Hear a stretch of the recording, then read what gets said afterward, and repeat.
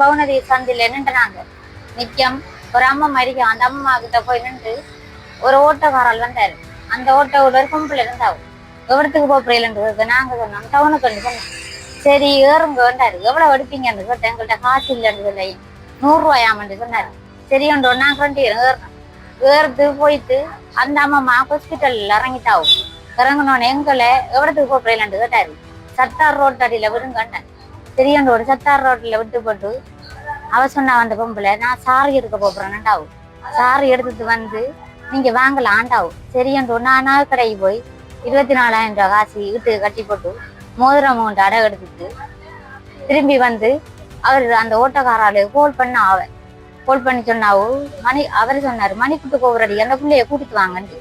சரியன்றோடு நான் முன்னுக்கு புள்ள அந்த அக்கா பின்னால வந்தவன் வந்து மணிக்கூட்டு கோபுரடிக்கிட்டு அங்கால போயிருந்து ஓட்டோவில் ஏறட்டாமட்டாங்க. அதுல 2 இடம் ஏறுத்து அப்படி எந்த ரோட்டால கொண்டு போய் மார்க்கெட் ரோட்டு அதால அந்த ஆம்பளையில போஸ் உடுப்பு கடை அந்த ரோட்டால மடங்கி அவர்த்த ஓட்டோவை போட்டாரு. போட்டுட்டு எங்க ஏரியா போயிட்டு திரும்ப 5 நிமிஷத்தால வந்து ஓட்டோ எடுத்தாரு. ஓட்டோ எடுத்து சிகத்தை பஸ் ஸ்டாண்ட் அடியால கொண்டு வந்தாரு.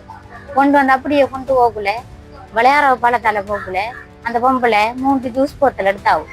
எடுத்து பிள்ளைக்கு பச்சை கலர் அவைக்கும் பச்சை கலர் எனக்கு விளாம்பழ ஜூஸ் தந்தாவும்.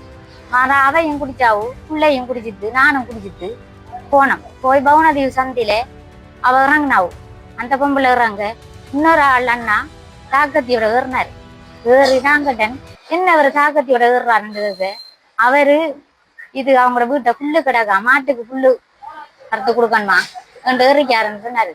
சரியாண்டு ஓட்டு அந்த பொம்பளை இறங்கினதுக்கு பிறகு அந்த அண்ணா ஏறுத்து நாங்க போனோம். போய் கொண்டிருக்கக்குள்ள நான் சொன்னேன் நான் தாண்டியல்ல என்ன விடுங்கன்னு சொன்னேன்.